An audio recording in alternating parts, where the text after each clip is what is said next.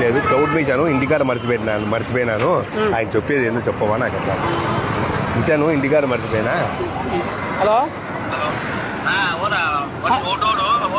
చెప్పు.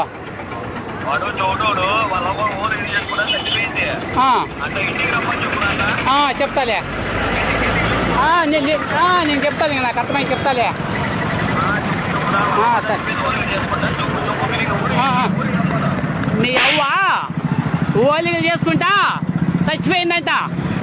మీ అవ్వ ఓలిగలు చేసుకుంటా చచ్చిపోయిందంట.